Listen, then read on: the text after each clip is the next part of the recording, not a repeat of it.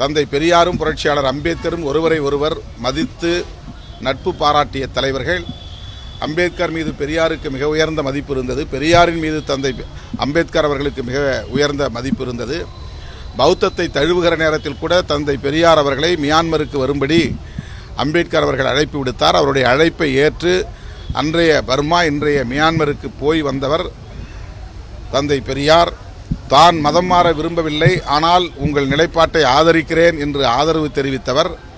தமிழ்நாட்டில் உள்ள ஒடுக்கப்பட்ட சமூகத்தினர் அம்பேத்கர் எடுத்த முடிவுக்கு ஒத்துழைக்க வேண்டும், அனைவரும் பௌத்தத்தை தழுவ வேண்டும் என்று அறிக்கை வெளியிட்டவர் தந்தை பெரியார்.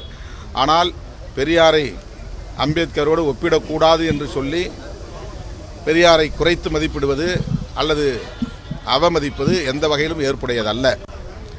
அம்பேத்கரை இதற்கு அவர் துணை அழைப்பது தவறான ஒரு அணுகுமுறை. அதேபோல மேதகு பிரபாகரன் அவர்களையும் துணைக்கு அழைத்துக் கொள்கிறார். அவர் எந்த இடத்திலும் பெரியாருக்கு எதிராகவோ திராவிட அரசியலுக்கு எதிராகவோ கருத்து சொன்னதில்லை. அப்படி பேசுவதுதான் தமிழ் தேசியம் என்று எந்த வரையறையும் மேதகு பிரபாகரன் எங்கேயும் குறிப்பிட்டதில்லை. தன்னுடைய நிலைப்பாடுகளுக்கு மேதகு பிரபாகரன் அவர்களையும் துணைக்கு அழைப்பது கவலை அளிக்கிறது. இந்த போக்கை சீமானவர்கள் கைவிட வேண்டும் என்று தோழமையோடு கேட்டுக்கொள்கிறேன். அவரே அவருக்கு எதிரான அரசியலை கையில் எடுத்திருக்கிறார். அது அவருக்கு நல்லதல்ல என்று சுட்டிக்காட்ட விரும்புகிறேன்.